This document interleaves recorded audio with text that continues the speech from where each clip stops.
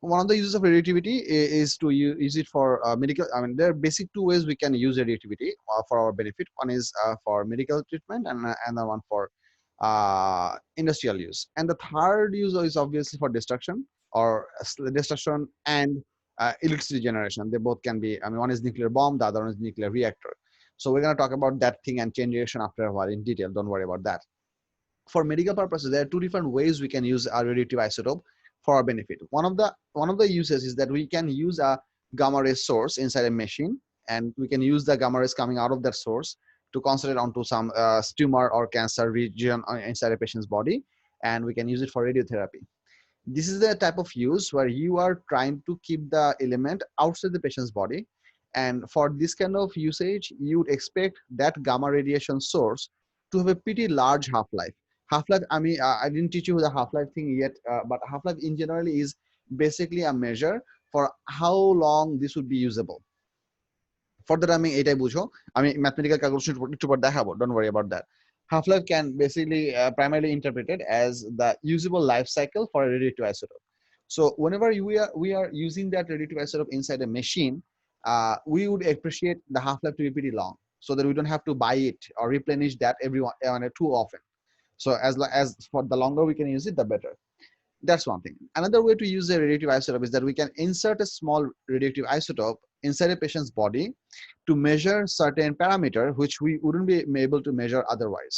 For example, uh, for example, one of the ways by which we can measure the working or the activity of the thyroid gland inside a human body is by measuring how much iodine gets absorbed into the thyroid gland. So that is pretty much one of the only ways that apparently the physicians and the technologists they have developed, that if the how much iodine actually is getting in the absorbed in the thyroid gland can gives you an idea about activity. I mean, thyroidism is one problem. Hyperthyroidism gives you some sort of problem. Hypothyroidism gives you some other set of problems. So thyroid gland is a has to work at a pretty steep equilibrium to for us to have regular life functions within our body. So one of the ways that it works is that the to measure how much how the thyroid gland works, or how much iodine that is it absorbed over time, which is one measure for the activity of the thyroid gland. The doctors inject a small amount of radioactive isotope into the blood. There is a measured radioactive amount or half-life or decay rate for the radioactive isotope, and they give some time for that isotope to be available on the entire blood circulation. So let's say 2 gram radioactive iodine, which can be detected from outside the body. So because it's going to be continuously breaking down, so it's going to shoot out particles out. These what would be the preferable property of this radioactive isotope that is supposed to be injected in the patient's body? I'm coming to that later.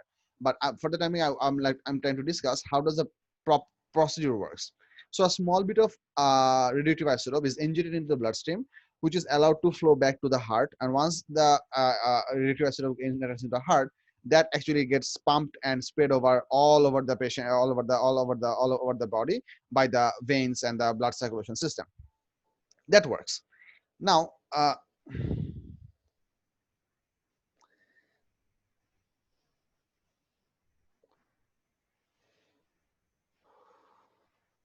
that works. So the idea is that if the thyroid in the when there be available iodine atom available in the bloodstream, the thyroid gland is going to start absorbing them up.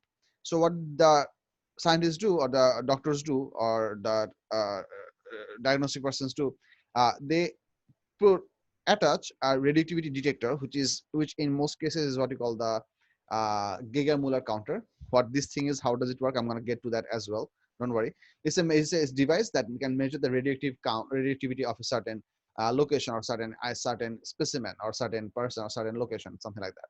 So they're gonna put the Geiger-Müller counter onto the surface, onto the skin where the thyroid gland is located, and they're gonna count the increase of radioactivity count of the thyroid gland over a small duration of time. This will give you a measure that how much iodine was absorbed by the thyroid gland over a duration, and that can, from there they can go down through the diagnosis process. Now there are a couple of requirements for this to be available. One of the things that you have to understand, that in terms of hazardous effect, like I said in the earlier last class, or last class of the class earlier, is that alpha particles have the most hazardous effect. Beta particles are a bit less hazardous. Gamma radiations are the least hazardous. So if we are inserting any radioactive isotope inside a patient's body, we would require that to be exclusively gamma radiation. We would not appreciate alpha source. We'd rather would not appreciate beta sources as well. So first thing first, any isotope that has to be inserted into a patient's body that goes into the bloodstream has to be a gamma source and only gamma source. No other ionizing radiation should be coming out of it. That's one information one. Second information is that we do not want these radioactive isotope to exist inside the patient's body for a prolonged period of time. We want this thing to be decayed and come to preferably zero, or let's say to trace amount. Trace amount means almost negligible. That's another term that we use to say that trace amount. So we would require that to come to trace amount over a small duration of time, which means the half-life of this isotope has to be quite small. For example, iodine 131, which is inserted in the patient's body, that has a half-life of the, আমি actually ভুলে গেছি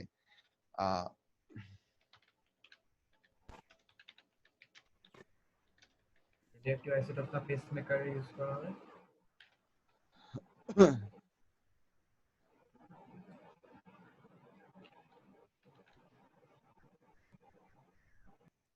এই যে the half-life of radioactive iodine is about 8 days, and it emits gamma radiation and beta particles. Then it shouldn't be that this radioactive isotope. Achha, so this beta particles should be extremely small so that it does not it we given orally, it is concentrated. Not this is given orally. I thought it was given by vein. My bad. So it is concentrated in the thyroid where the beta particles destroy the gland. Okay, I thought so far I was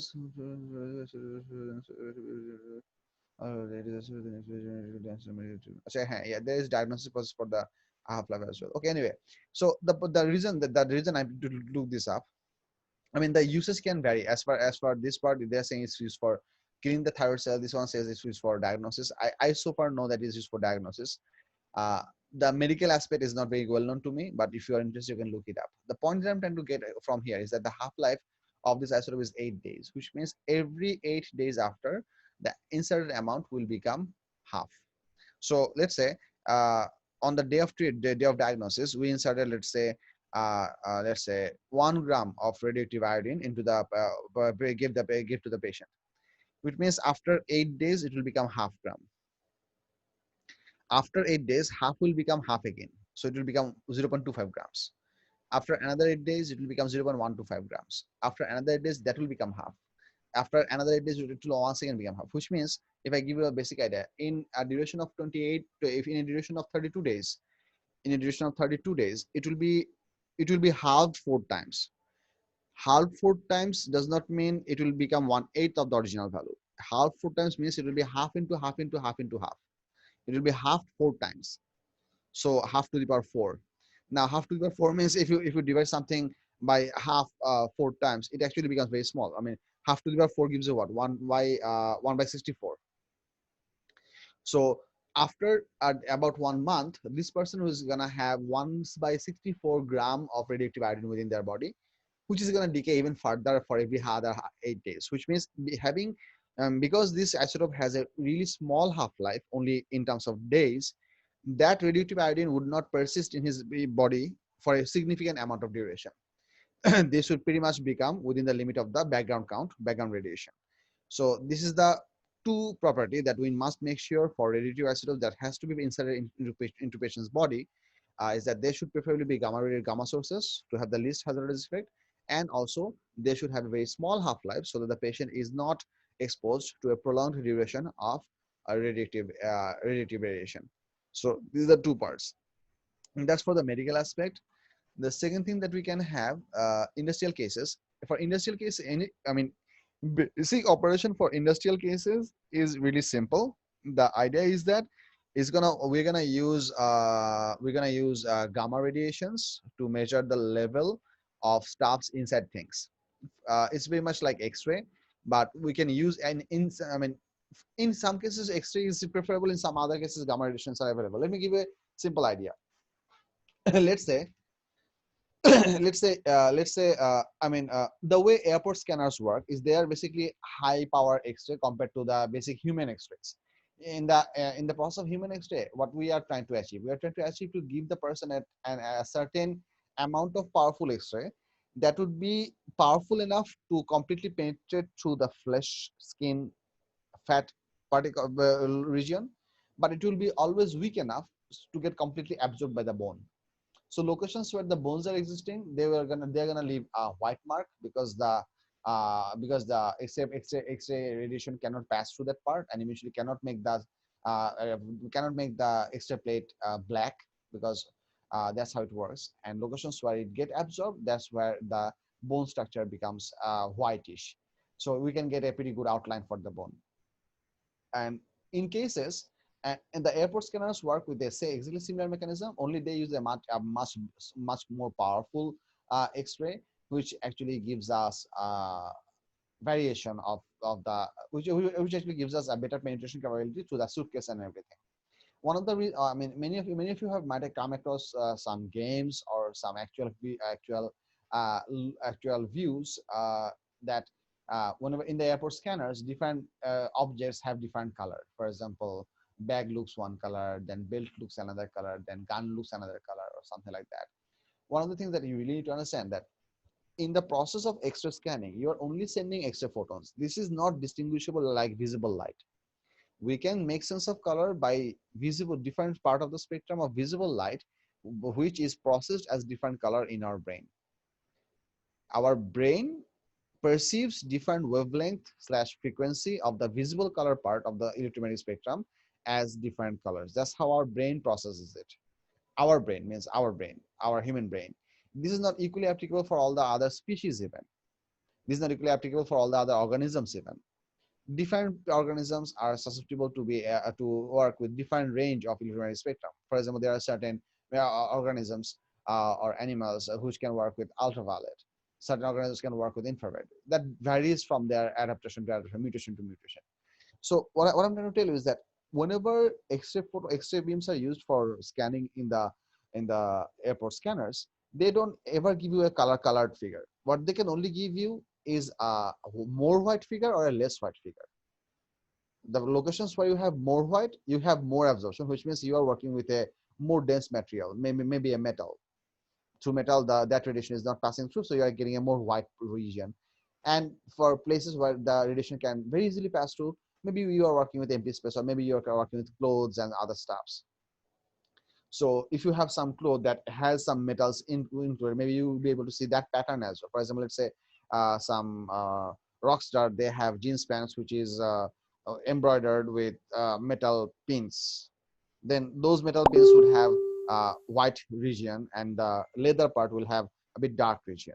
So all that those X-ray scans can give you are essentially black and white contrast picture, dark or white contrast picture. And the people who work with those scanners do see the outline of this object, and from their experience of how much bright or how much dark it is, they can guess whether they have to physically search up that luggage or not. So that comes through experience and training as well. The places where gamma rays are to be used are locations where X-ray beams or X-ray region. I should stop this thing. Yeah, the places where gamma rays come in are the locations where X-ray beams are not good enough or are not powerful enough for our working. One of the simple example is that if you have a very thick metal container, something that I did show you in the electromagnetism chapter. Do you guys remember? There was a there was a container that was about to be filled by a coal. Anyone Yes, remember sir. that? It's a level feel হয়ে গেলে পরে। Exactly, level ছিল, হ্যাঁ. So basically, gamma rays আমি দেখাই তারপর ফিগারটা একবার দেখাই, so that it's easily remembered by everyone. Uh, I think this is this part. No, this is not this part. Sir ওয়ার্কশিটে লাস্টে ছিল। কষ্টের আছে ছিল। Yes, sir.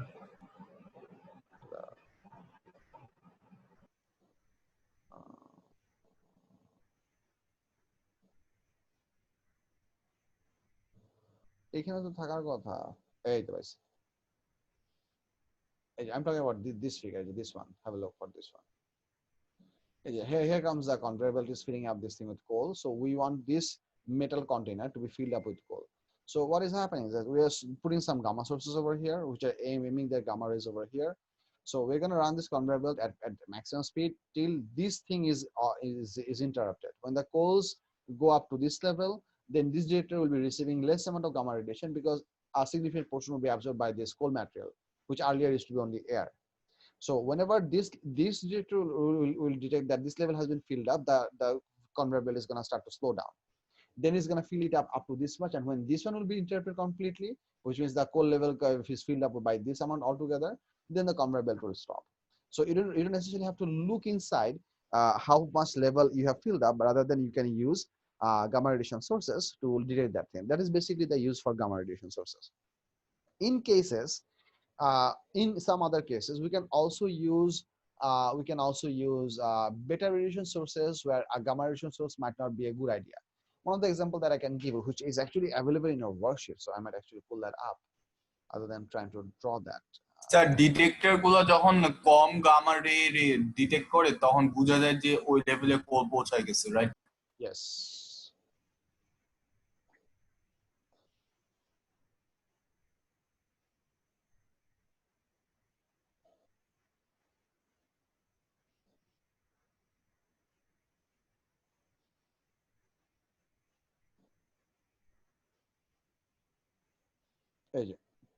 Have a look. This is one of the cases where we are using another reactive source to measure how much liquid is filled up inside a fruit juice carton. So you can essentially look inside the fruit juice carton because it is coated with material and everything, but you want to fill this up to a certain value. So one way to do this is that you can measure this up somewhere in this conveyor belt.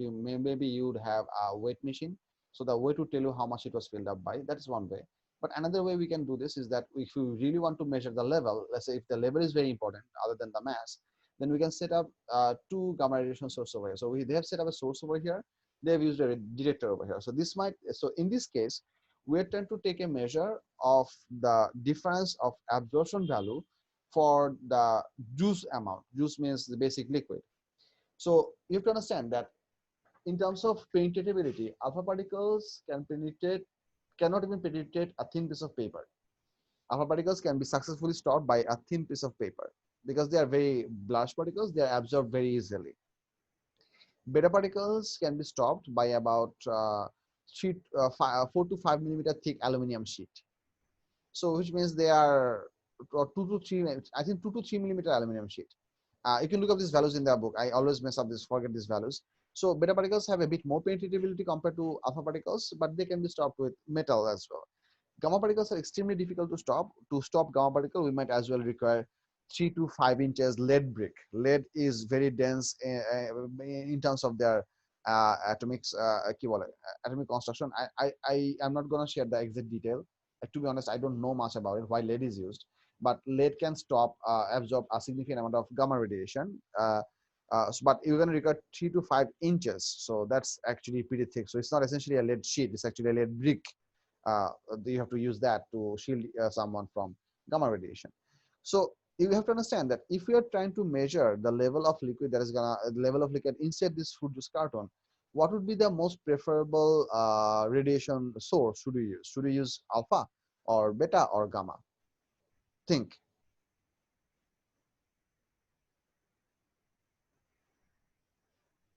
Sir, beta.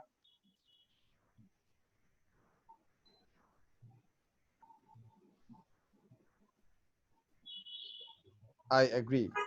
Do you guys all agree why beta is more suitable? এখন তো লেখা আছে কিন্তু Yes, কেন? sir. এখানে লেখা আছে, but রিজনটা হচ্ছে এরকম যে for the material that you're working over here, fruit juice carton, beta would have a significant amount of absorption if the carton is empty, if the carton is filled up, and it will have a significant less amount of absorption if the carton is empty. So beta will give you a much easily detectable much easily detectable level of variation for the carton being filled up or carton not being filled up.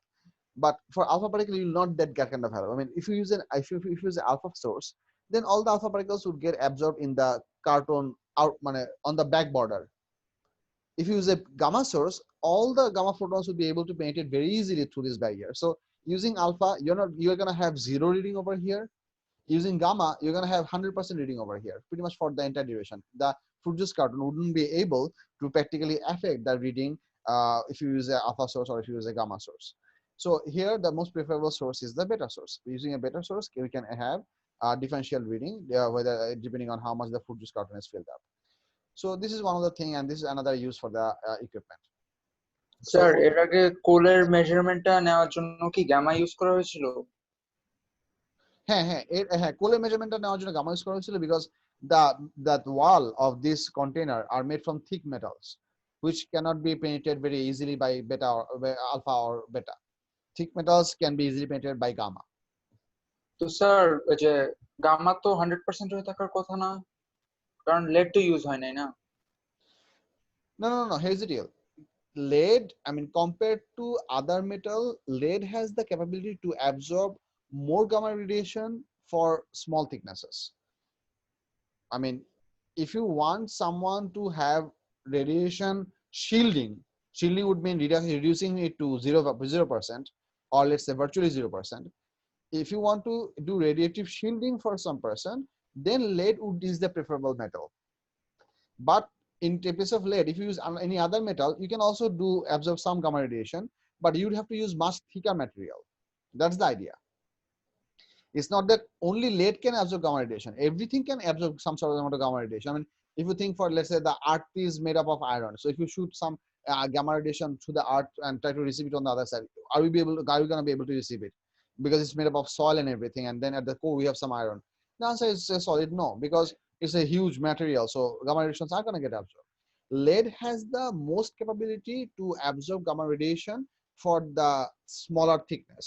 That's the advantage of lead. But it's not that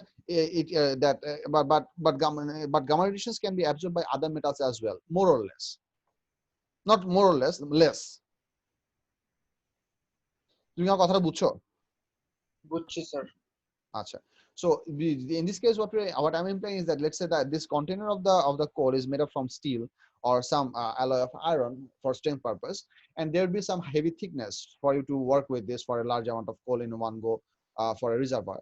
So for those thickness of metal, it is recommended that we should preferably use gamma, because gamma can give you a differentiating value as it passes through that material on the detector side. Because if you use alpha, they will definitely get absorbed. Alpha particles cannot even travel even far away through atmosphere. I mean, about 3 to 5 centimeter of air can stop gamma radiation alpha particles perfectly. I mean, if there is an alpha source and you stand 10 centimeter away from that source, you will not get affected by the alpha radiation. You can only get affected by an alpha radiation if you practically hold that alpha particle with bare hands. So I'm going to talk about the safety parts after a bit while. So alpha particles are not usable. Beta particles are not usable because beta particles would almost 100, but would get absorbed by 100% on the first wall, metal wall over here. That's why here gamma was the more preferable choice. Clear? Yes, sir. Awesome. So for thick objects we use gamma, or for thin objects we use beta.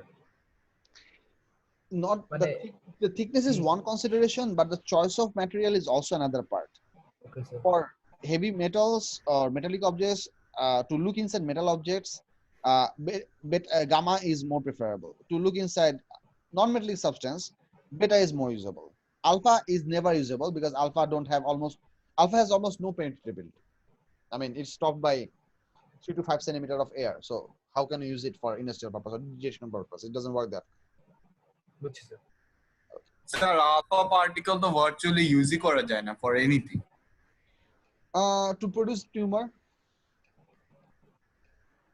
Sir, abar bolben. Produce. Okay, here's the deal. Produce what? Here's the deal. I mean, to produce tumor, this might sound bad. Let's say you want to develop a cancer medicine.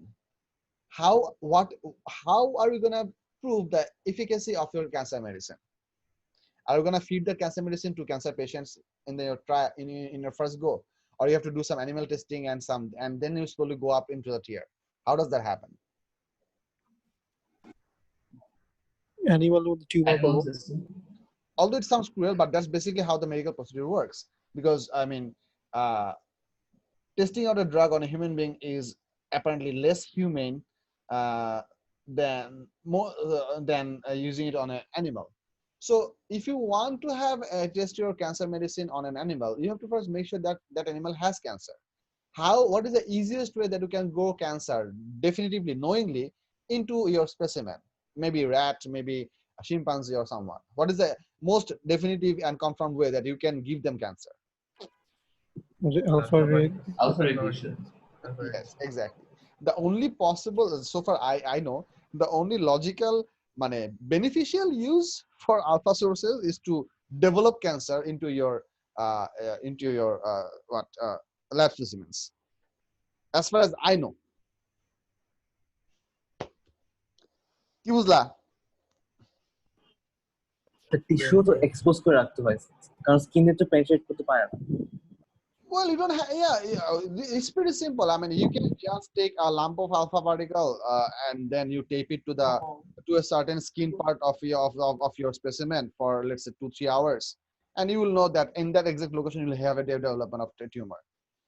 Given enough time, that will develop into cancer. So yeah, it's not rocket science. It's pretty simple to do it. That's what I'm saying. Or let's say if you want to kill someone by very very painful and long death, you can also feed them some alpha particle source maybe. I mean, it doesn't sound right, but that might as well be a procedure for a very slow death. Super villain করবে এটা। It's super, let's say if I mean, it sounds weird, but I mean, I don't know how to put it, and I'm not trying to give you wrong ideas over here, so don't Thanks for take the it. idea, sir. Nah, I'm not trying to give you the wrong ideas. I'm just trying to explore ideas that what other uses could there be for alpha particles. Anyway, Sir, beta দিয়ে কেন there হয় are না? more effective and much more easier way for slow death processes. Okay, so I better not tell you these things on a recorded lecture, which I plan to upload in the YouTube. But yeah, let's put it there. Yeah, কি যেন একটা question করেছিল আব্দুল আজিজ ফায়াদ, আব্দুল হাদ বলো। Sir Abrar, এবং আমি বলতেছিলাম বেটা কেন ইউজ হয় না, আলফা কেন? Oh, beta particle, I mean, in terms of hazard, কোথায় মানে say why are you, tumour sir, tumour. because alpha particles have very small penetrating power. Alpha particles have very small penetrating power, and they have a very high amount of ionizing capability. So alpha particles can give rise to genetic mutation over a small region of cell, concentrated ionization. So that has the most capability to develop a tumor compared to beta.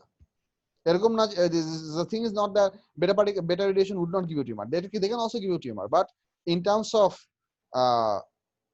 hazarding effect or in terms of health hazard value, alpha sources are more hazardous compared to beta sources. বুঝছি কি বলছি? বুঝছি sir. Okay. So that was one of the uses for that was one of the uses for the alpha particle. And then this is this part. Then comes carbon dating. Carbon dating এর basic এই আইডিয়াটা পড়ো সবাই, না বুঝলে আমি বুঝাবো, আগে পড়ো একবার। স্যার একটু জুম করে দিবেন। Sure.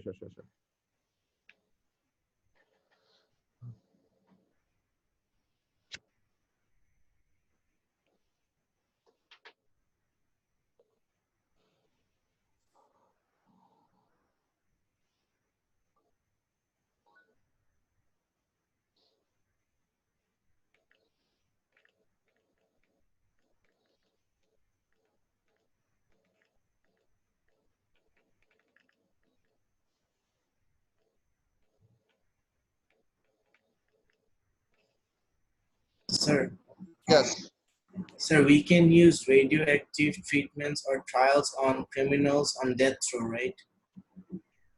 Just for human.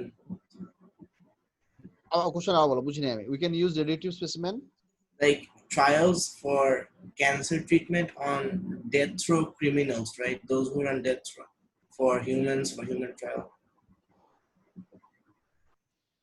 Well, it sounds inhumane, but yes, I think. I mean, if you know for sure that you are not gonna keep this man alive, you might as well choose to use their life for a better purpose. I mean, uh, there are certain countries in the world who actually allow the death row people to give them a last opportunity towards redemption or something. Not to release them, but let's say, yeah, would you like to dedicate your life for research, scientific research? So they expose themselves to those kind of things and they go through the process uh, just to have their name written down in history. Or in some other countries, they don't even ask; they just do it. In some, আসলে but অনেকে then again, there are countries where death row penalty is altogether obliterated. Like assuming that a human being has Yes, the sir. ability to become better at any life, given a proper environment. So no one is, I mean, we don't own the right to take the life out of a human being. So that's another concept what you can consider. বলো তাকে কি যেন বলতেছিলা? না sir ওদেরকে promise করে যে ওদেরকে free করে দিবে যদি এরা বেঁচে থাকতে পারে। না এখন এখন এটা এখানে কাহিনী আছে। মনে করছো তুমি একজন ডেট্রো ক্রিমিনালকে তুমি রেডি টু অ্যাসেট দিয়ে টিকিউমাটিক ক্যান্সার ডেভেলপ করবা, তাকে তো ছেড়ে দেওয়ার কোনো মানে নাই। Because if he is an actual criminal, he might take out parts of that flesh and infuse it to other people so that they would develop cancer as well.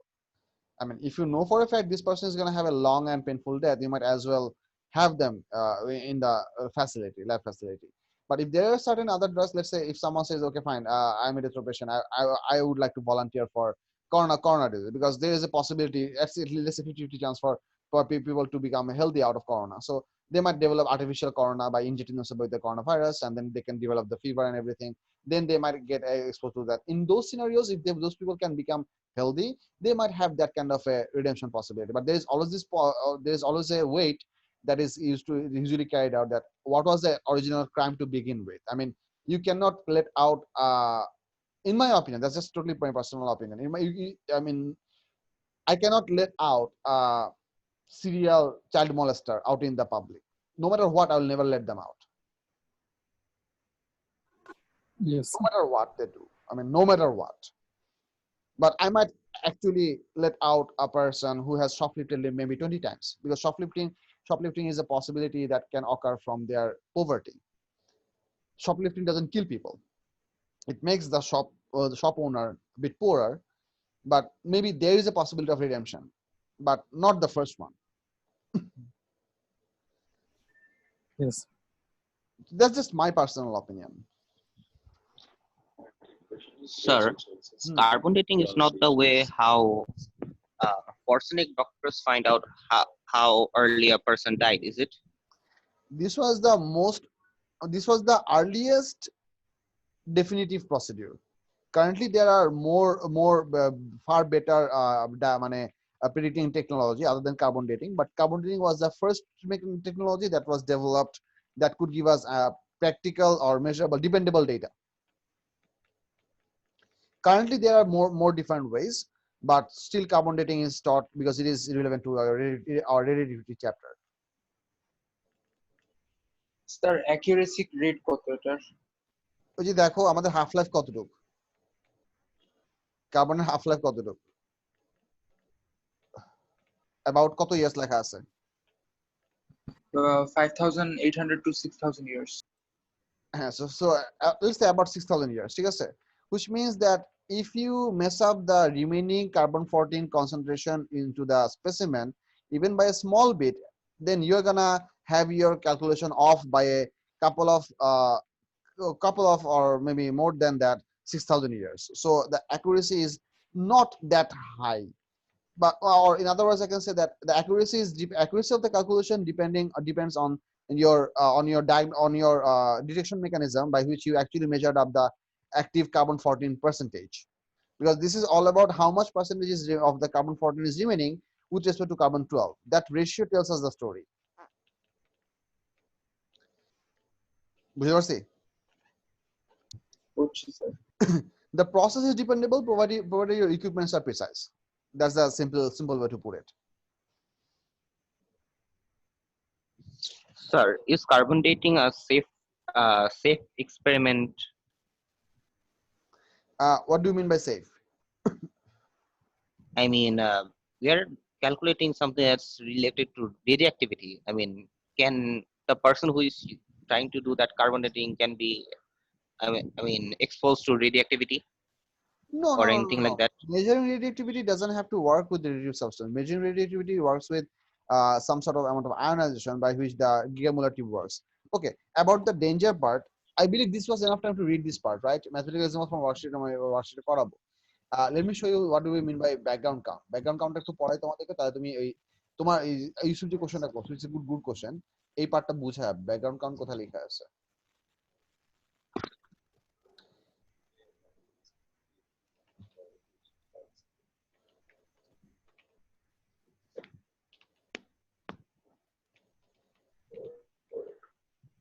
এই question এই কোশ্চেনটার কিন্তু পাশে একটা স্টার মার্ক ছিল, মানে এই দুয়ে কোশ্চেনে। সো এই যে ব্যাকগ্রাউন্ড রেডিয়েশন, এই পার্টটা একটু ব্যাকগ্রাউন্ড রেডিয়েশনের কনসেপ্ট একটু বড় সবাই একটু পড়ো, তারপর আমি আবার বাকিটুকু আবার অ্যাভেলেবেল করতেছি। এই পার্টটা পড়ো। ব্যাকগ্রাউন্ড কাউন্টের আইডিয়াটা বুঝলে ওই ইস্যুর কোশ্চেন আনসার করার জন্য ইজিয়ার হবে। It's a good question.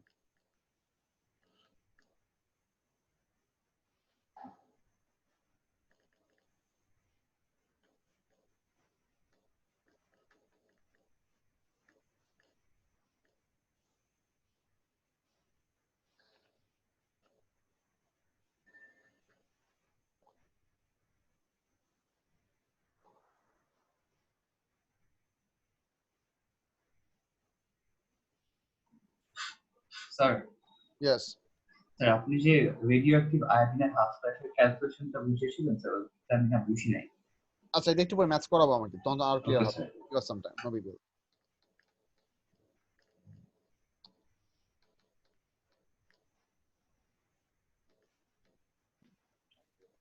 Sir, Yes. so can we say that it is due to this background radiation that people die? No, Astaghfirullah. it can happen. I mean, it depends upon the environment. I mean, our immune system has a capability to deal with a certain amount of background radiation rate. For example, let's say if I go for X-ray, that X-ray sends out high energetic photons or electromagnetic waves in our body, which also gives us a certain amount of mutation. But our body can work with it. Our body can deal with it. Our immune system can handle that. But if someone is exposed to a high level of background radiation from the environment, let's say in the environment of Chernobyl or or inside the or at the center of a nuclear testing site, nuclear testing site, these locations are going to have a much higher background count compared to regular environment. So for those locations, people can be susceptible to a much higher level of radiation, and that might if that level goes above their capability of the immune system to handle that, then they might actually over the duration die of radiation poisoning. Yes, it depends on how radioactive environment that person is exposed to. Sir আমি এই যে লাইনটা বুঝি নাই, for every count rate detected by the G M tube the background count has to be subtracted from the read কি। আচ্ছা, এই পার্টটা বুঝাচ্ছি আমি, সমস্যা ডোন্ট ওয়ারি, আমি এক্সপেরিমেন্টের পার্টটা বুঝাবো, বাট ব্যাকগ্রাউন্ড কাউন্টের কনসেপ্টটা বুঝা গেছে কিনা এটা পড়ে? স্যার ওটা বুঝছি, কিন্তু এই যে লাস্টের পার্টটা বুঝি। এই যে পার্টটুকু আছে এখানে পড়ো, ফার্দার ক্যালকুলেশনটুকু পড়ো, তারপর আমি বুঝাচ্ছি আবার, ডোন্ট ওয়ারি, একটু পড়ো।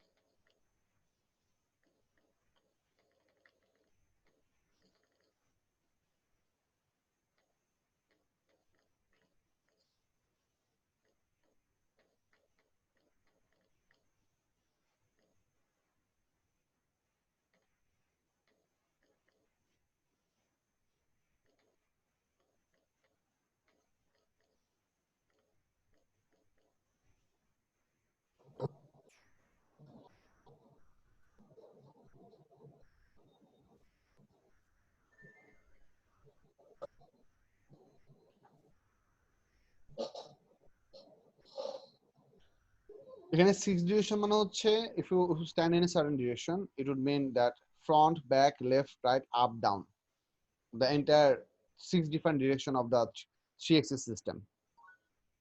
That's those 6 direction. পড়া হয়েছে?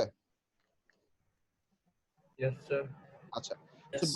background correction idea হচ্ছে, if we want to do some experiment with a specific relative specimen, relative isotope, it is important that to gather the exact data of the relative isotope, we have to handle the possible error that we can get from the sound, which happens to be background count. Let's say in a certain environment, we have a default background count of, let's say in this example, that is, let's say 17 becquerel, which means whether you have any any fresh radioactive specimen brought into that room or not, if you just measure the counter, if you just turn over your, if you just turn on your Geiger-Müller counter into that room, you're gonna get an average rate of 17 becquerel.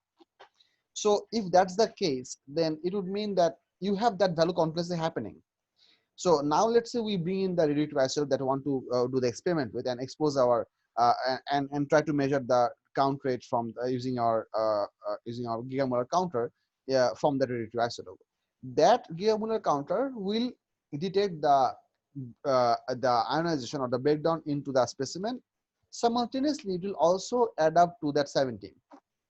So if you want to get that exact value of the breakdown of the specimen, you have to subtract that 17 from your GMT reading, because GMT reading on its own cannot subtract that number, because that is also a counter that is getting from the outside.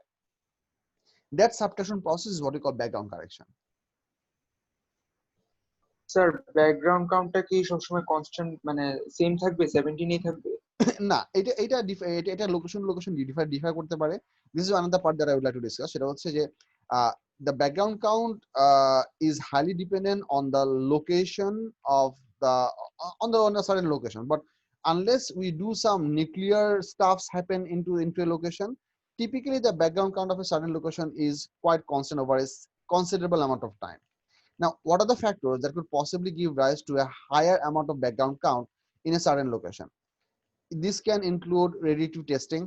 This can include the presence of radioactive ore under that level. So if you let's say subsurface, if you have some uranium deposit or some other radioactive metal deposit which is continuously emitting radiation, then above that ground you're going to get a much higher background count compared to the other parts of the world. So that is possible. And also, if we have some radioactive ash received to that area, which is possible from meltdown. তোমার Chernobyl দেখছো কি কেউ? The Yes, sir. short series Chernobyl. Yes, sir. So what happens is that whenever you have a meltdown in a reactor, even if you don't have it doesn't actually go out as a nuclear bomb, but it actually gives up all the radioactive isotope as vapor form, and that is a radioactive dust that goes out into the atmosphere. So all those radioactive dust which are supposed to be quarantined and stored over a specific location, which is called the waste management, radioactive waste management. If that is not done, if those daughter products are allowed to escape in the environment, locations where they will land, those locations will also become highly radioactive. For example, this is also why by international law it is prohibited to use there are two types of nuclear bombs that can be used. One type of nuclear bomb is that has activated radioactive substance, for example uranium-235, and then you start the chain reaction at a certain location, and you have a bomb which does some imminent breakdown effect, and that entire location is actually highly radioactive, and it happens that way. That is one type of destruction effect, where you have an imminent destruction effect, and then you have the long time exposure of the remnant or the daughter products which are produced in the radioactive element. Unless they are removed physically, those daughter products will also keep giving out ionizing radiation to the inhabitants of that place over a duration of time. This will lead to congenital problems of unborn babies. This will lead to organ damage for available patients. This will lead to মানে long term health Hazard আর কি, যে মানে এই টাইপের problem গুলো হয়। congenital disease for kids is the most common. I mean, like kids might come to existence without a properly grown heart or properly grown blood circulation system, or not a properly grown eye. something like this, because it's very important that you answer. Let me tell you why the congenital problem is so. Do you guys understand what the word congenital means? No, sir.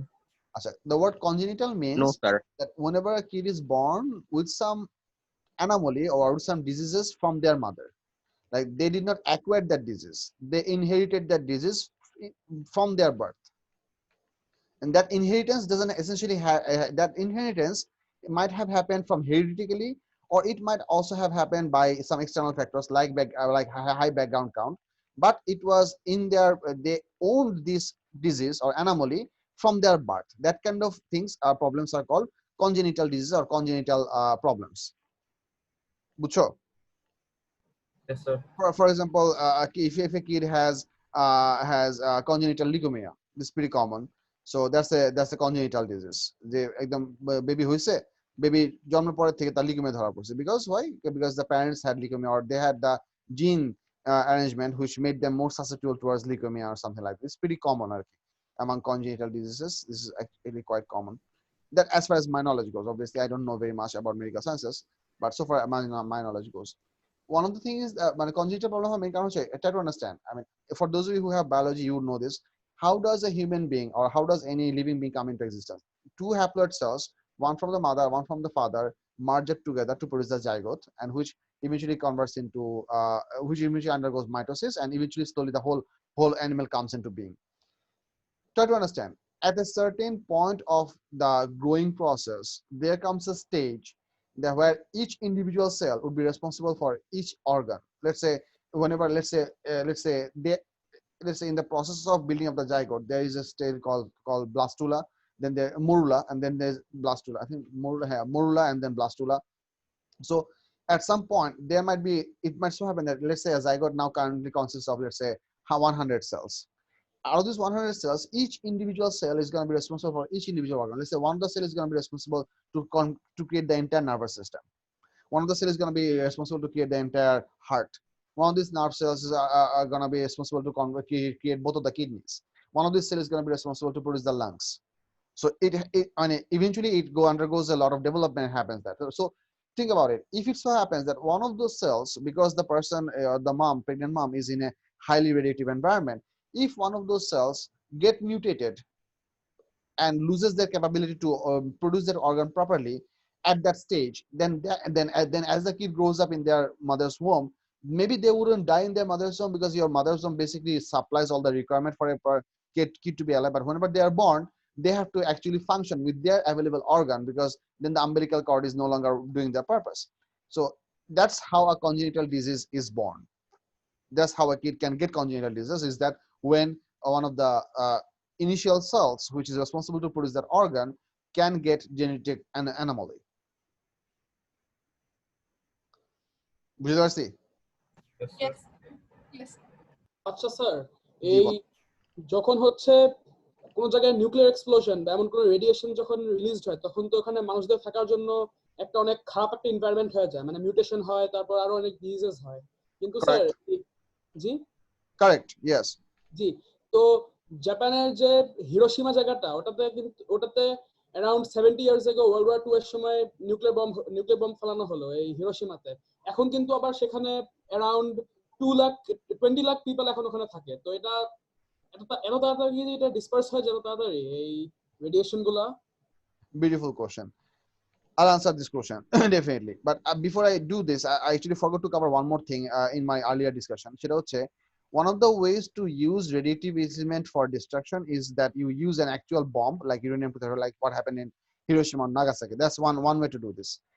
Another way is that another way to use radioactivity for the case of destruction is the slow poisoning. Slow poisoning means currently, as far as I know, what the Israel does to the Palestinian people is that they inject or they attach a small amount of radioactive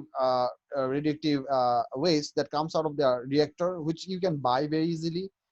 Even if you don't own a radioactive, even if you don't own a nuclear facility, with appropriate channels and everything, we can buy radioactive waste from countries which have them.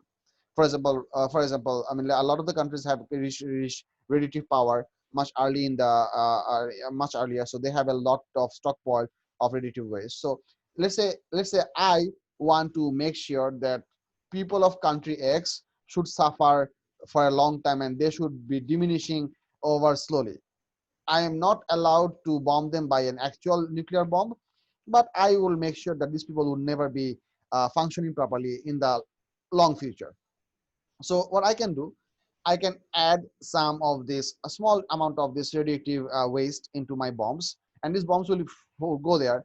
The explosion will happen by basic bomb material, which is the TNT or trinitrotoluene or nitroglycerin, something like those, and that will do the immediate destruction. But that will also spread out those radioactive waste into those areas. That will make the people who are living in this environment extremely hazardous, and over a duration of, let's say, 10 years, 20 years, 30 years, the upcoming generation will become crippled. They're not gonna have healthy people even born.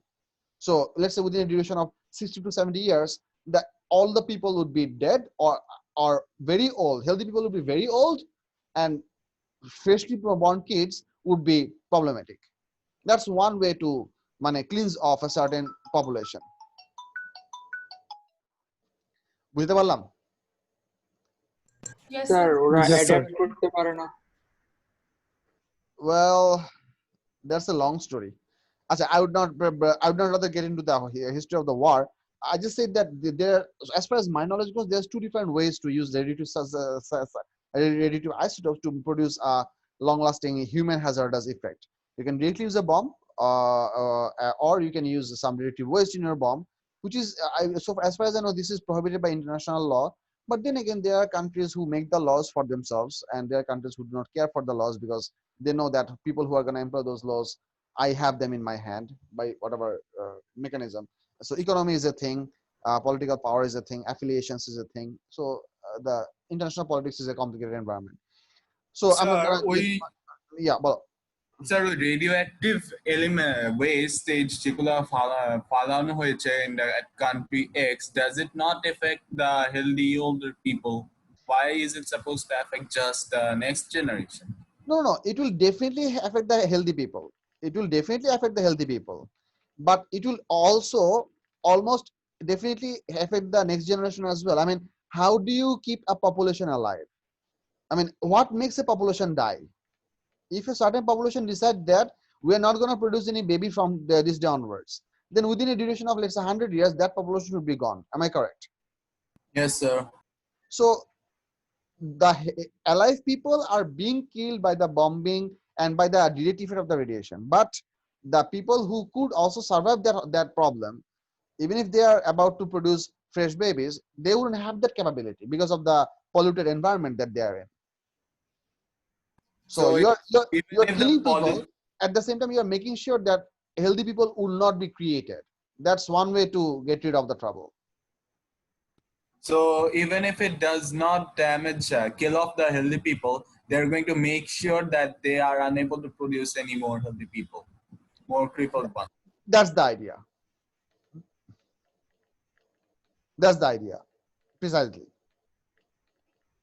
Sir কিছু প্রবাবিলিটির ব্যাপার থাকে না যে probability ব্যাপার অবশ্যই থাকে. I mean, you would not expect that 100% babies would be problematic, but more babies would be problematic. Let's say, first of all, there is not enough food or resources for people to sustain a childbirth. For example, it's a war-ridden country.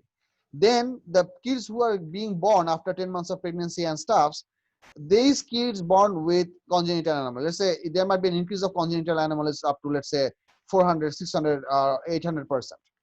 So let's say in a certain environment where 10 out of 10 babies did not, let's say in a certain case where you might have, let's say, 1 out of 10 babies by taking birth with congenital problems for a natural environment, maybe now you might as well have 6 or 7 babies by taking birth with congenital anomalies.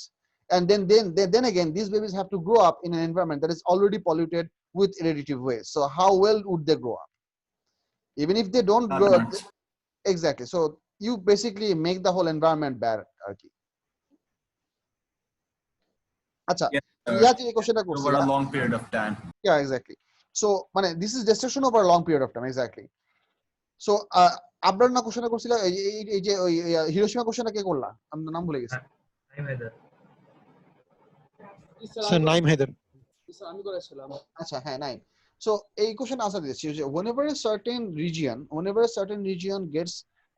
gets exposed to radioactive waste like that, one of the মানে effective one of the maybe the only effective mechanism that human population have come to understand or work around is that the one effective way is to remove all the people as early as you can and have them a radiation shower.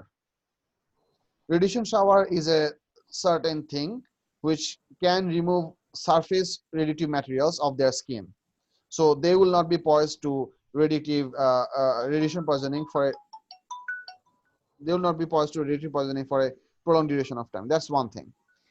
Another thing is important. Another thing is that they have to remove surface soil for up to 2 to 3 feet.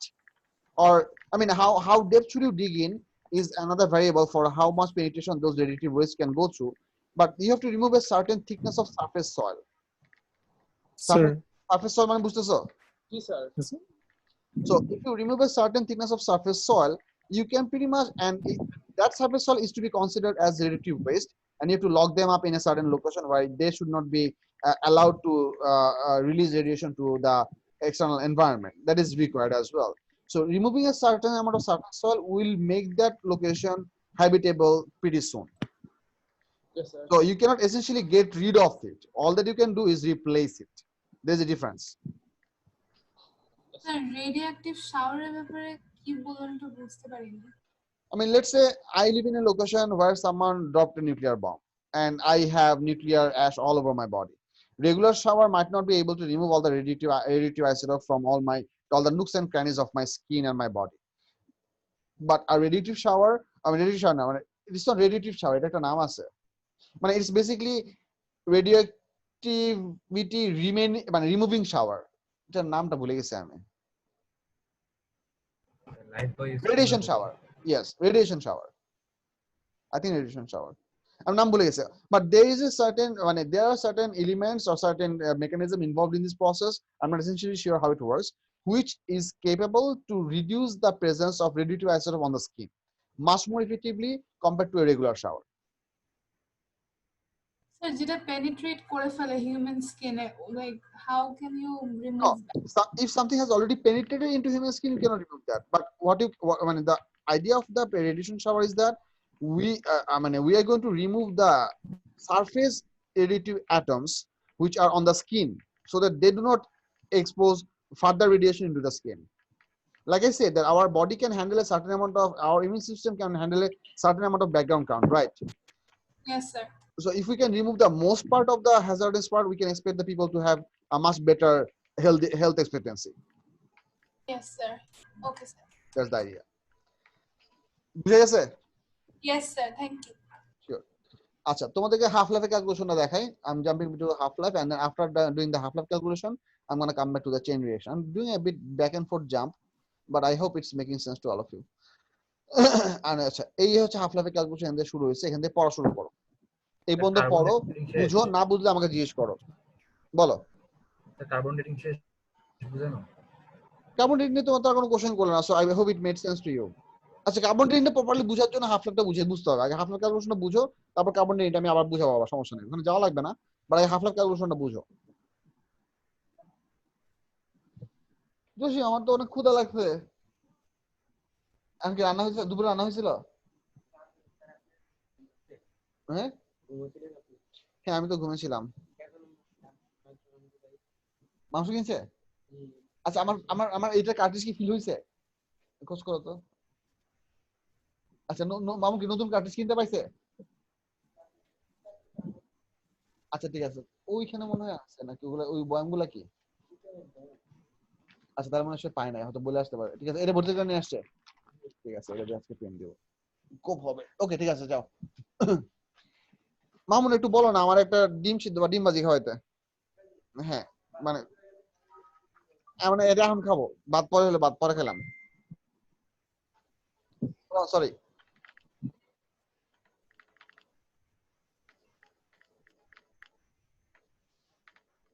No one says it's all right. Sir, বলো can we assume that the more half-life that a material has, like the less half-life the material has, the more radioactive it is? there are two different aspects to it. Two different aspects to it মানে হচ্ছে কিরকম, তোমার জিনিসটা বুঝাই। জিনিসটা হচ্ছে এরকম যে মনে করো আচ্ছা আমি আমি আমি এক্সাম্পল দিই, ডিফারেন্ট এক্সাম্পল দিই না, মনে করো না the material that has a small half-life is undergoing a rapid decay, so it is more radioactive for a shorter duration. The material that has a longer half-life, that is decaying slowly, so it is less radiative but it's going to persist to exist for a longer duration. Sir এই অংশটা বুঝিনি, আরেকবার বলবেন? The material which has a shorter half-life, it means it becomes half period really fast, it will give out a pretty large amount of radioactivity which will exist for a short period of time because you are losing most of the material within a short amount of time. So it will be high radioactive but for a short period. Substances which has a longer half-life will be less radioactive but they will exist for a longer time. They will keep on giving radiation or ionizing radiation for a long duration. Yes sir, I get it now. So if you ask me that which one is more radioactive, we have to take into both the consideration that number of decay per second is one measure of radioactivity which is counted in becquerel. 1 becquerel means 1 decay per second, which is somewhat synonymous to hertz. Hertz is applicable for oscillation and becquerel is used for radioactivity. But the bottom line is that, I mean, if we are asked that which one is more radioactive, we have to consider the factor that the time factor. We also have to consider the number of decay per second factor as well. That's why I gave this answer in two aspects. বুঝা গেছে কি?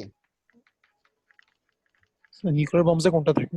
জি sir, nuclear বম্বসে থাকে হচ্ছে মানে বোঝা হচ্ছে actual nuclear bombs, they are actually made up with activated uranium, or in other words I can say uranium 235. Uranium 235 has is the most useful or most useful তো না মানে most স্যার প্লুটোনিয়াম বলতেছি সিগারেটও থাকে। uranium 235 happens to be the most economically viable and easy to fission type of isotope. Economically viable means, I mean, the amount of energy that you can get by the breakdown of one uranium 235 is definitely smaller compared to the amount of energy that you can get by breaking down one plutonium atom, which is plutonium atom fission can gives you more energy. Why? এটা আমি বলতেছি না, just believe my words, take my word. But refining plutonium out of ore is more costly compared to refining uranium. So there is a question of cost. বুঝছো কি বলছি? Yes sir. And আমি তো একটা বম্ব ডিজাইন করলাম তার মানে না যেটা সাকসেসফুল হবে। If you want to sell it or if you want to really use it or মানে over the time, it has to be economically viable as well. Mamun বলো কি বলতেছিল বলো।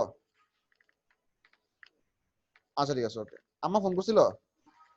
স্যার হ্যাঁ বলো। so calculating half-life is like compound interest এর মতো। Exactly, but the other way around. Compound interest তো আস্তে আস্তে বড় হয়, এখানে আস্তে আস্তে ছোট হবে। এবং এখানে তোমাদেরকে এই অ্যারো ফিগারের ক্যালকুলেশনগুলোর একটা পার্ট বলি, সেটা হচ্ছে what you can see over here that all of these numbers that you are shown over here in the arrow figure diagrams or this calculation procedure, you are essentially finding out the exact value after each half life. You're not dealing with any amount of value for in between. Let me tell you what it means. This example works with starting material was 100 gram. After one half life the remaining is 50. After another half life the remaining is 25. After another half life this is 12.5. So you know the exact value of the time instances that comes in multiples of half lives. One half life, two half life, three half life, like that goes further down. Each arrow over in this figure represents one half life. Now here's the deal. For your O-level syllabus you'll never be asked to deal with some value that goes in between. মানে হচ্ছে এরকম, ধরো আমি তোমাকে একটা question দেখাই, আমাদের এখানে একটা কোশ্চেন আছে,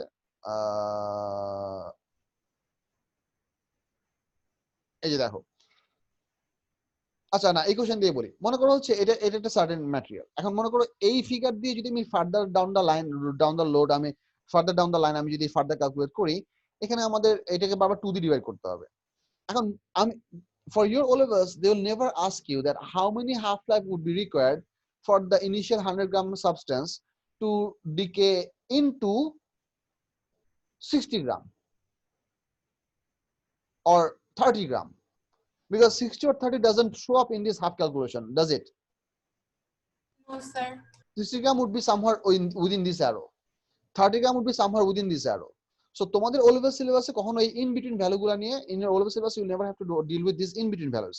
Your O level syllabus will always work with the exact half multiplied values down the path, or in some other cases it can be also 2 multiplied by values. In which case should you work with 2 multiplied by values সেটা আমি একটু পরে দেখাবো, don't worry. But এই পর্যন্ত বোঝা গেছে কিনা, এই দুটা এইগুলো পর্যন্ত বোঝা গেছে সবার? Yes, sir. Yes, sir. আচ্ছা, দুইটা আমরা আলাদা কথা, লাইক প্রথমটা হচ্ছে ডিভাইডেড বাই 2, 0 ডিভাইডেড বাই 2। হ্যাঁ, মানে এখানে যে বেসিক জিনিসটা দেখা যাচ্ছে সেটা হচ্ছে amount of mass of gets halved, that is equally applicable for number of nuclei also. The calculation is this half calculation, I mean the difference is that this half calculation is applicable for the amount of starting mass and is also applicable for number of initial nuclei.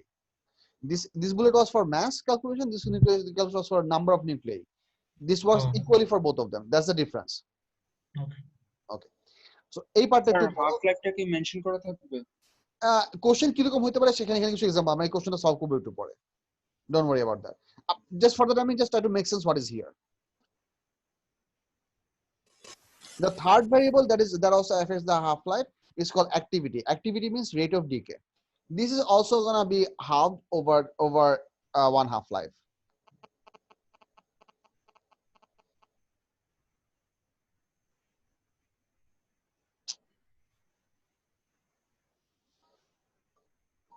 আমি তোমাদেরকে পড়াইতে game খেলতেছি, গেমের মাঝখানে নুডলসের add দিতেছে। Advertisement added noodles গুলো দেখতে এত জোস হয়, like they put all sorts of condiments in them and it looks so fluffy and stuff. And Sir, activity and rate of decay means the same thing, right? yes, activity is rate of decay, number of breakdown per second.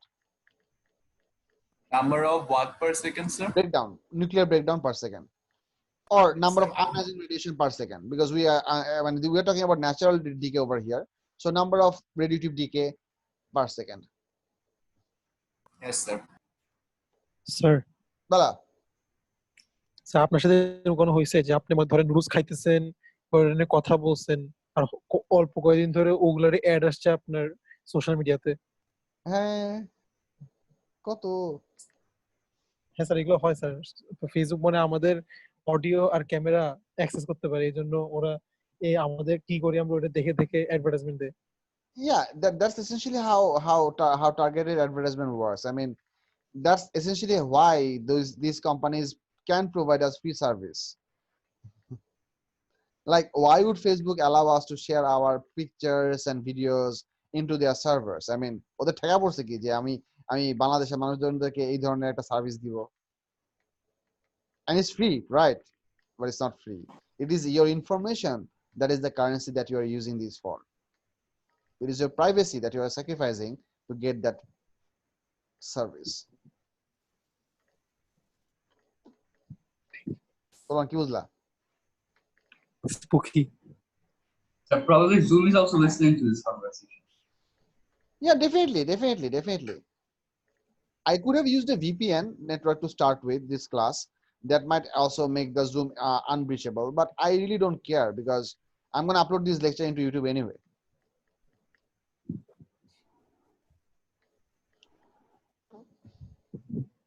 So camera access করতে পারা তো dangerous. Hey, this is why many laptops currently are coming with physical camera covers, like you can actually slide down a thing. And to be honest, I mean, I don't have any camera in my room, but there are cameras in our hallway, in our office room. I mean, these are IP cameras. So to be honest, anyone in the world with some bit of knowledge, they can access these cameras anyway. Some bit of programming capability. Acha, eta bujha geche, same stuff. Let's try it and solve these two questions. Acha, before I make you kids try to solve these questions, I'd like to talk about the carbon dating a little bit. So what I'm trying to show you over here, that the radioactive isotope that exists in a certain thing, that will become half after every half-life, which means there will be a reduction amount. So this is how the carbon dating works. Try to understand.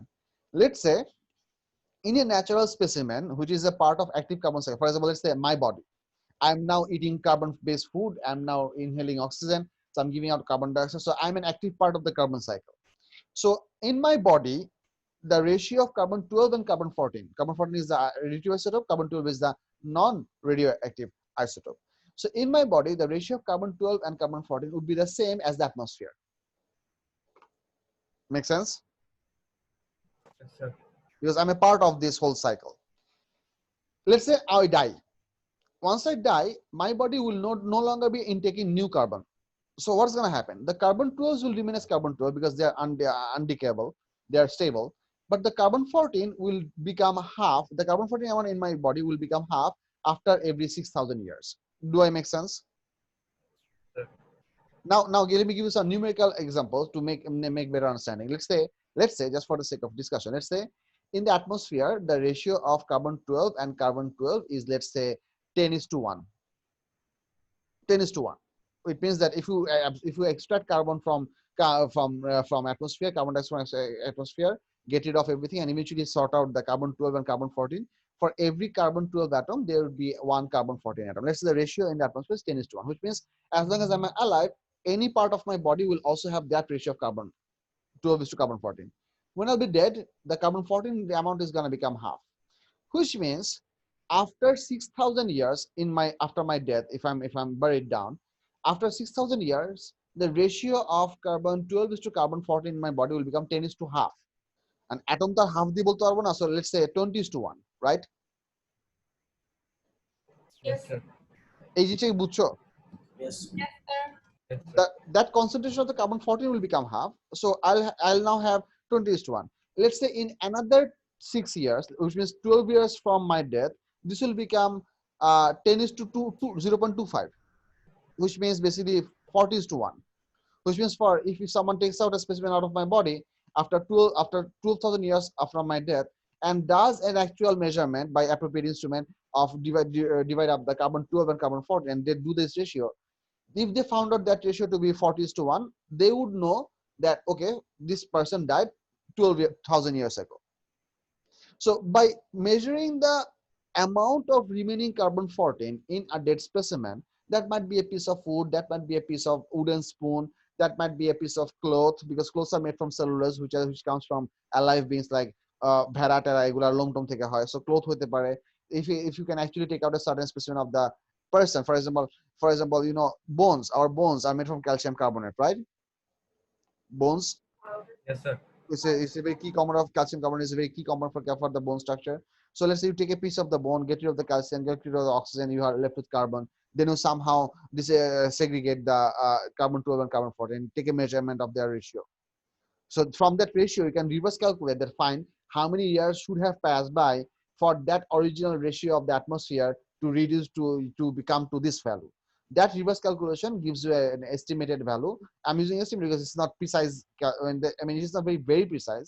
That gives you an idea that how far ago this person was alive, or this thing was actually connected to the atmosphere. Being alive tells you how old this civilization was. That's the basic idea of carbon dating. Yes, Fardin, go ahead. প্রিসাইসনেস কি like আস্তে আস্তে মানে কমতে থাকে? Well, yes. Beyond a certain point, the carbon 14 amount will become very small, so that it would be very difficult for us to measure with the available mechanism that we have, or equipment that we have. So that's the problem that we'll always have to deal with. For example, let's say after 6,000 years, you will have 20:1. After 12,000 years, you'll have 40:1.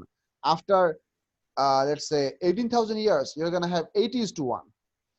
So the longer the time goes by, the concentration of carbon 14 becomes further low, and further low, which means if you really want to measure that up, you would require a really precise instrument, or you would have to use a very large chunk of that specimen.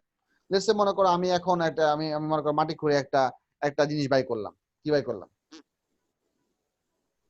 মনে করো মাটি খুঁড়ে আমি একটা I find out very old civilization stuffs. ঠিক আছে?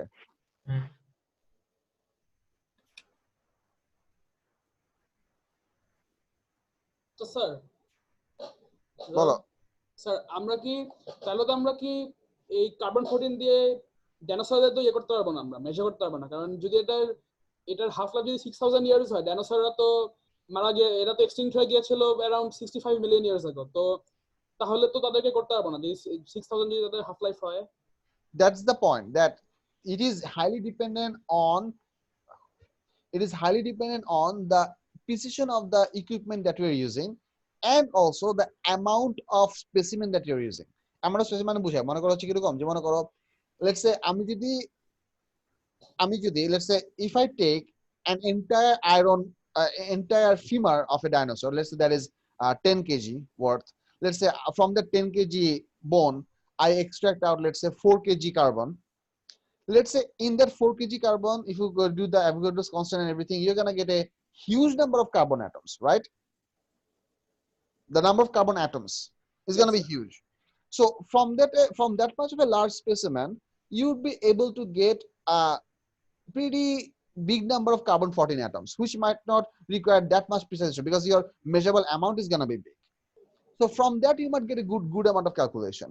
But if you use a small chunk of the same specimen, let's say if you use a, let's say 1 gram chunk of from the femur, just not to destroy that specimen, then your calculation is going to be far too difficult, because the amount of carbon 14 that you'll be able to extract out of that 1 gram would require extremely precise measurement to do you the reverse calculation. So it is also so one of the things that is important is about the precision of the equipment. The other thing that other factor by which you can circumvent this difficulty is by enlarging the amount to begin with. That also gives us another advantage.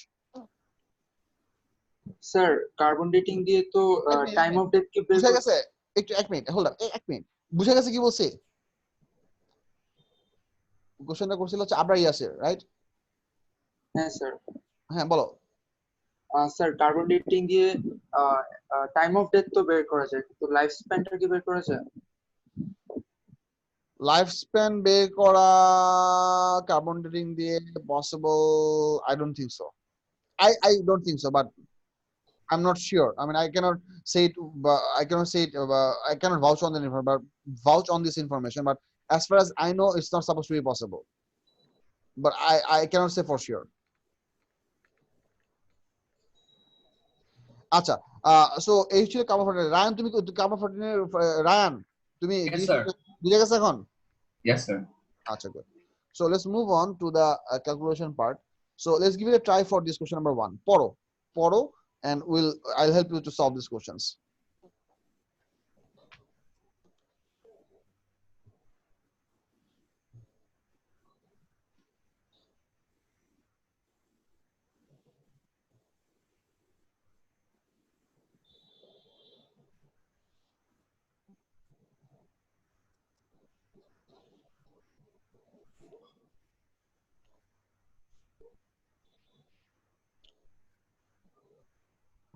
So 120 key atoms. Initial activity is 120 per minute. It means initially you are having 120 decays per minute. Sir, 1 এর answer 12.5 gram না? আমার তো এই আনসারগুলো মনে হয় তোমাদের যে ওয়ার্কশিটটা পাঠাইছি, ওই মানে হাতে লেখা যে জিনিসটা ছিল ওখানে মনে হয় সলভ করা আছে। ওই যে জাহিনের যে কপিটা পাঠাইছিলাম, ওটা কেউ একটু বাই করে দেখো তো। আমি জাহিনের কপি আমার পিছিয়ে খুঁজে পাইতেছি না।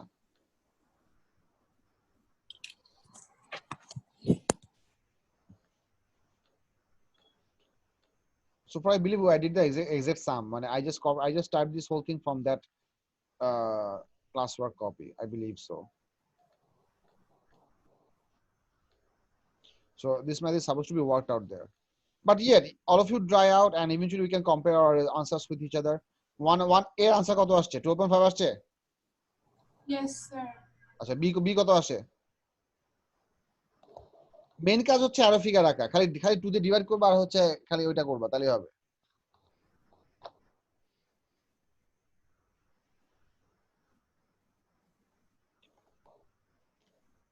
When 25 আসার কথা না? A আর B এর কোশ্চেনে কিন্তু একটা ওয়ার্ডিং এর ডিফারেন্স আছে। ওয়ার্ডিং এর ডিফারেন্সটা কি দেখো? Oh wow, decade. এক্স্যাক্টলি, তার মানে কি করতে হবে? এর আনসার কি? অ্যারো ফিগার শেষ করে আবার সাবট্রাক্ট করতে হবে। অ্যারো ফিগার এর the arrow figure gives you the remaining amount, very important. Arrow figure gives you the remaining amount. এর আনসারের জন্য কত আসছে বলছিলা? 12.5. Yes, sir. 12.5, আচ্ছা হ্যাঁ। এটা এমনি করলে হয় না যে স্যার 15 1 এর minutes বি আমার 199.21875 আসে। হতে পারে। করতে থাকো এবং যাদের হয়ে গেছে তারা আনসার গুলা একটু নিচে লেখো, তাহলে so that other people can access in with the common group chat. I don't have these values with me, so I'd like equals to compare among yourselves.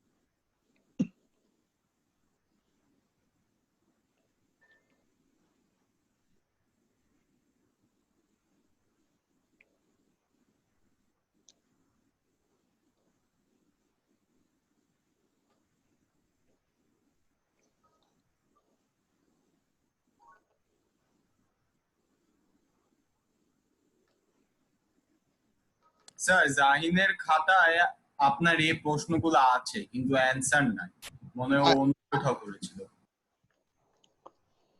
তাহলে তো আর কিছু আহান তো তাহলে বিপদ।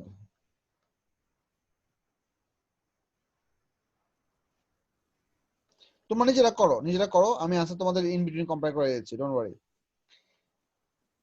সি এর আনসার কত আসছে পারছো?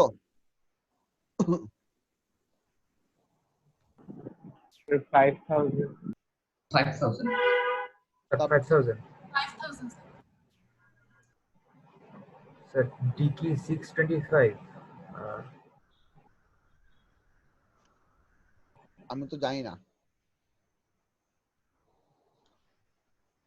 স্যার ডিতে 120 আস্তে আস্তে কমতে থাকবে না 50 মিনিটস পর? হ্যাঁ, এভরি 15 মিনিটস পর অর্ধেক হতে থাকবে। আর তুমি 120 divide by 2 to the power 6 না 40,000 না 120 divide by 2 to the power 6, হ্যাঁ সেটা করতে পারো।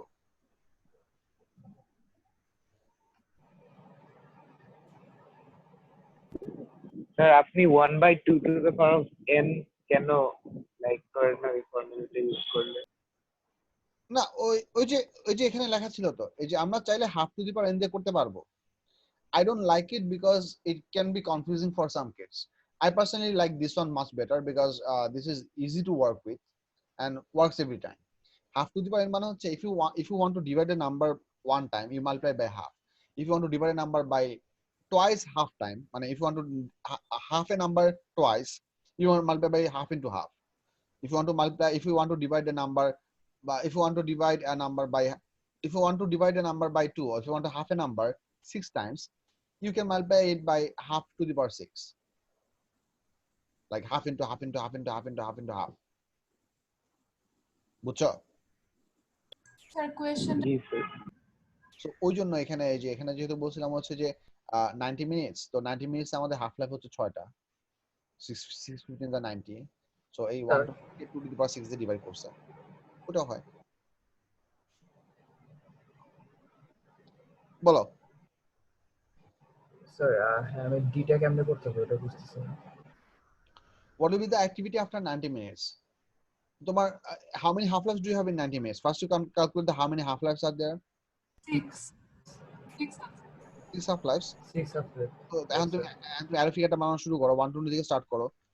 120 এর পর একটা অ্যারো পর হবে 60, তারপর 30, তারপর 15, তারপর 7.5, then you slowly go down and you make an arrow figure that will consist up to 6 arrows, and then the end value is your answer. বুঝছো? Sir, নাম্বার ইটাতে কি করব মানে এর কোশ্চেনটা খুব ভালো করে খেয়াল করো, এটা বোঝানোর জিনিস আছে। কোশ্চেনে কি বলছে?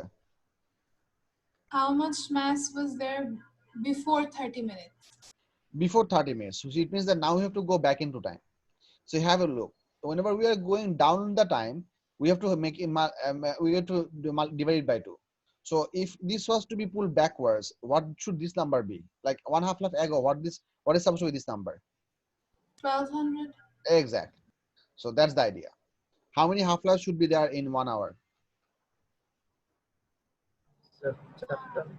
Chatta half-life. So you start with the available value. So current activity is 120, and you slowly go backward arrow and multiply it by 2. Oh, acha. I mean, the way I prefer to do it is this.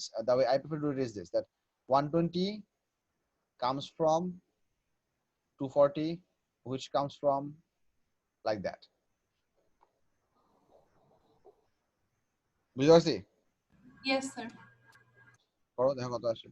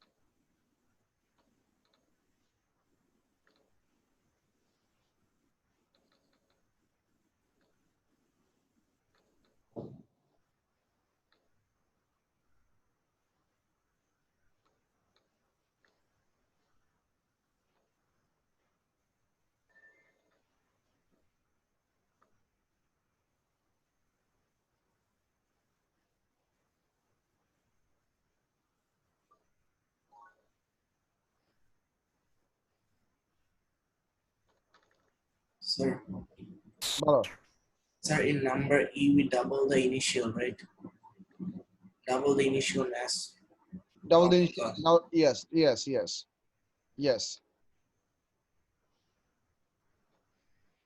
Nah. E number. Mass was there before 30 minutes. Yes. Double the initial mass. Yes. No, not only double. Double it twice. Yes, sir. Double it twice. Yes, sir. Double it twice, exactly. Sir 1G একটু confusion হচ্ছে। কোনটা? 1G 1G টা ভালো করে খেয়াল করো। 1G তে কি বলছে? After how much time 37,500 atoms will be decayed? So this is the number of decayed atoms. Understand? This is the number of decayed atoms, which means how much should be remaining? 2,500. 2,500, which means now you're going to try to do the arrow figure. So you're going to start with 40,000 and keep on dividing this till you get 2,000. That's what you're trying to go for. So 2,500, sorry. So 4,000, 40,000 শুরু করো, দি arrow দিয়ে divide করতে থাকো যতক্ষণ পর্যন্ত 2,500 না আসে ততক্ষণ পর্যন্ত ডিভাইড করতে থাকো। দেখো কয়টা অ্যারো লাগে। জি চাইছি তো স্যার, এখানে বলছেন after how much time? হ্যাঁ, so you calculate this in terms of half life, then you count how many arrows do you require to achieve to that number 2,500, and then you multiply it by 50 minutes. That gives you the total amount of time. Sir, 60 minutes. তো আরো কি 4টা লাগে? Yes, sir. আচ্ছা sir বলো। এটা কি আমরা কত লাইক ম্যাথমেটিক্যাল ফর্মুলা বসা করতে পারতাম? লাইক যেরকম 40,000 divide by 2 to the power n will be equal to 2,500 ওইভাবে। So 2 to the power n equals to 16, n এর ভ্যালু আসে 4, then 4 into 15 becomes 1 hour or 60. হ্যাঁ, পারবা। If you understand how the math works, you can. But I prefer not to explain that because sometimes that would require logarithm to bring in. So I really don't prefer that to go there. But if you understand how the math works, you can use that value. It's okay. It's perfectly good. It's allowed. That's what I'm saying. Yes, sir.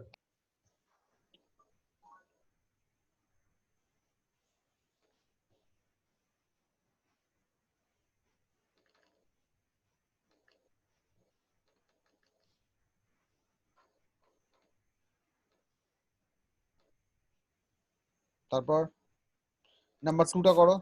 কি 4? সাবি শুনি নাই, আরেকবার বলো। Sir, 2 এর answer কি 4 hours? I honestly don't know.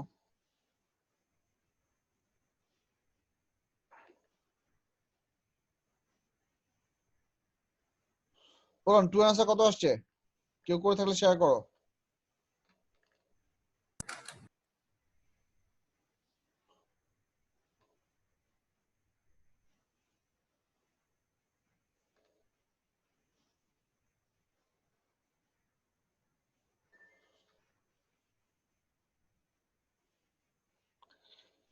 $512 gram ডিকেজ two 8 গ্রাম। 712 থেকে 8 গ্রাম হইতে কয়টা হাফ লাইফ লাগবে? অ্যারো দিয়ে বাই করো। কয়টা হাফ লাইফ লাগছে? 8টা? স্যার 6টা হাফ লাইফ লাগে। আচ্ছা তাহলে 4 আওয়ার্স। হ্যাঁ ঠিক আছে।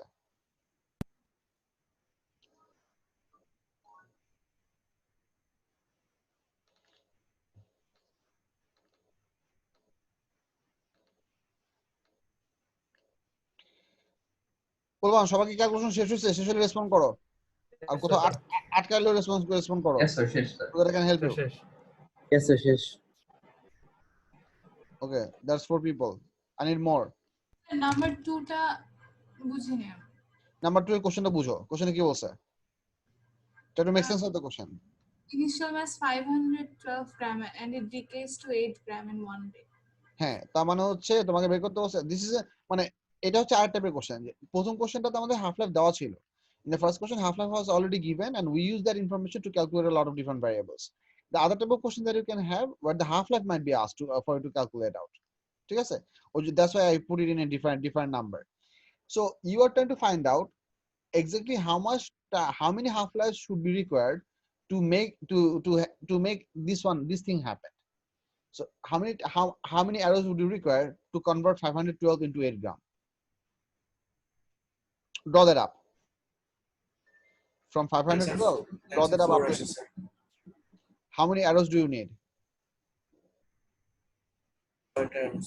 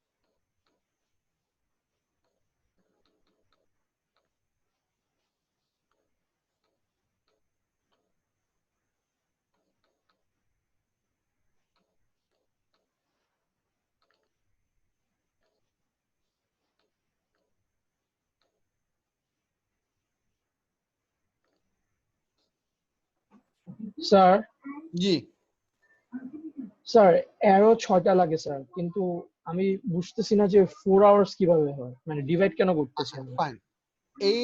These 6 half lives is altogether how much time? 1 day. 1 day, How many hours? 24 hours. So how does this happen? Let's say 0 hour, at 0 hour you have 512 gram. After 4 hour it will be 256. After another 4 hour it will be 100 and কত হয় 256 অর্ধেক কত?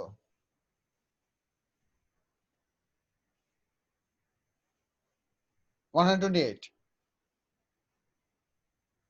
Yes, sir. Yes, sir. Yes, sir. 32. After Yes, another sir. 4 hour 32, 16, 8. after another 24 hour it will be 32, then 16 and 8. So there is a continuous 4 hours happening after which you are getting this number. Of the half-life which is to accomplish. That's why we are dividing the total amount of time by the number of half-lives to calculate exactly how many half-life is one. বুঝছো কি? Sir এখন বুঝতে পেরেছি। Sir বলো বলো বলো। I'll help. Sir একটা arrow কি রিপ্রেজেন্ট করে? এখানে পড়ো লেখা আছে, দেখো এই যে লেখা আছে দেখো। ও আচ্ছা এখন বুঝছি sir. Okay,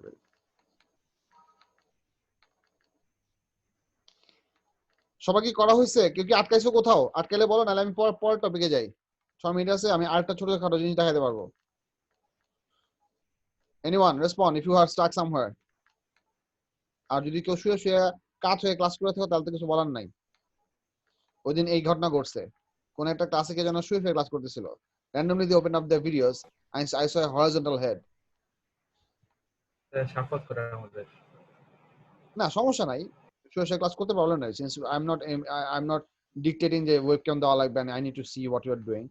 You can do classes in any feature you want, but you have to do the class. I want you to do the class sincerely, that's all I'm asking. কারণ আমি webcam-এর সামনে কনফিডেন্টলি বসায় রাখলে যে সে খুব মনোযোগ দিয়ে class করতে, ব্যাপারটা কিন্তু সেরকম না। শুয়ে শুয়েও মনোযোগ দিয়ে ক্লাস করা যায়, I don't mind. ক্লাস করতেও পারতে হবে, এটা হচ্ছে কথা। কি বুঝলা?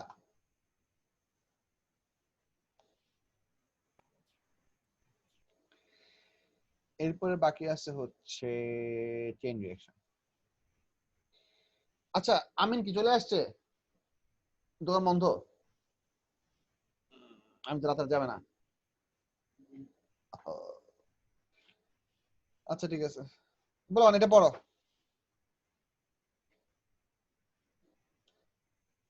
এখানে নিউক্লিয়ার রিঅ্যাক্টরের প্রসিডিউর আমি অনেক ডিটেইলসে লিখছি, তোমাদের বুঝাবো, একটা ভিডিও দেখাই দেবো। আর আজকে জাস্ট একটু পড়ো, আমি এটা একটু স্টার্ট করে নিই, এবার যাতে নেক্সট ক্লাসে এখান থেকে কন্টিনিউ করা যায়।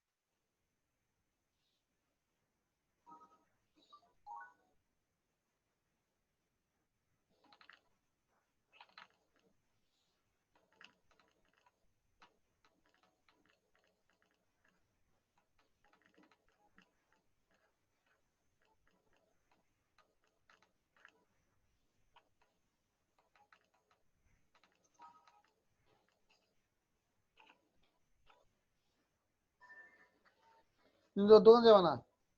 দোকানে যাবা? থ্যাংক ইউ দাও, টাকা নিয়ে যাও। ওয়েট,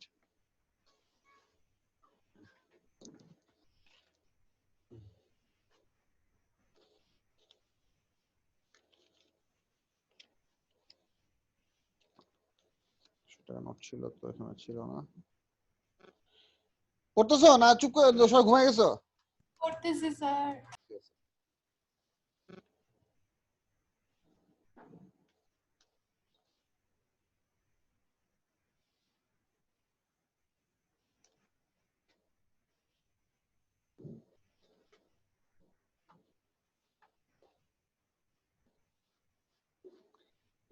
আমিন এটা এই একটা পারলে একটা ঠান্ডা ইয়াই নো, মিরিন্ডা কাঁচের বোতল।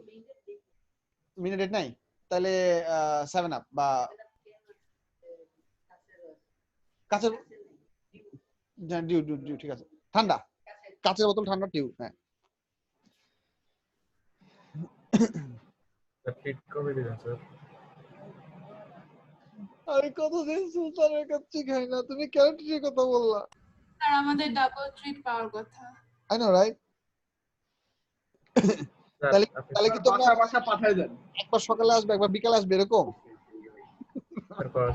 স্যার বাসায় পাঠিয়ে দেন। করা যায় স্যার। বিবালা কাছে পাঠিয়ে দেন। গ্রুপ চ্যাটে আমরা অ্যাড্রেস পাঠিয়ে দিই, আপনি আমাদেরকে খাওয়া পাঠিয়ে দেন। Yes sir. This sounds like a very promising idea, which I really don't mind. Okay. আচ্ছা ঠিক আছে।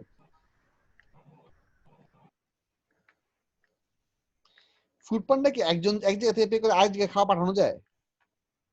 ফুড পান্ডা বা পাঠা ডেলিভারি সার্ভিস দিয়ে মনে করো যে আমি পাঠা ফুডে ঢুকে সুলতান এনে খাবার অর্ডার করলাম, ওরা মানে তোমাদের অ্যাড্রেস দিয়ে দিলাম, ওখান থেকে তোমাদের অ্যাড্রেসে মানে আমি পে করলাম মনে করো এখান থেকে, বা ক্যাশটা মানে টাকা আমার থেকে নিল কিন্তু ডেলিভারি তোমাদের অ্যাড্রেসে, এটা কি হয়? হ্যাঁ করা যাবে স্যার। আপনি জাস্ট অ্যাড্রেসটা আমাদের দিয়ে দিবেন ইনপুট কিন্তু ওরা টাকাটা খুঁজবে অ্যাড্রেসে গিয়া। আপনি অনলাইন পেমেন্ট করে ফেলবেন। কি দিয়া? বিকাশ দিয়া? আই গেস এটা করা যায়?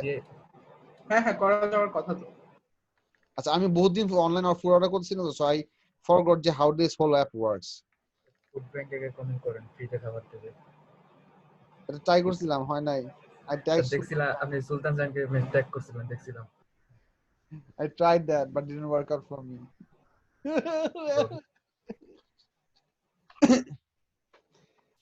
আচ্ছা, এটা পড়ছো, একটু পড়া হয়েছে, নামাই দিব।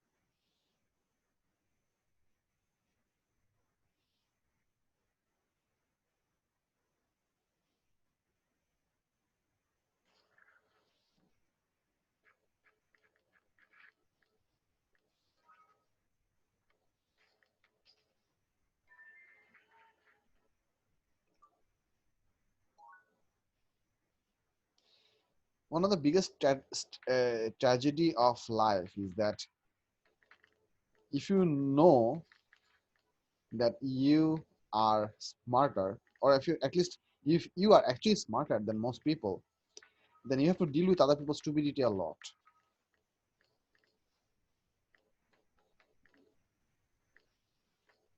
Did this come out wrong?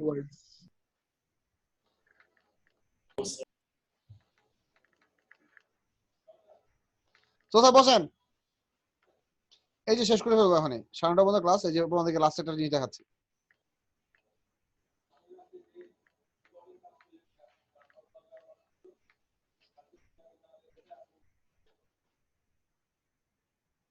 কি কাজ ফেলা যাচ্ছেন বলেন? আচ্ছা, আমি কল দিতেছি, 9:29 বাজে, আরেক মিনিট পারো?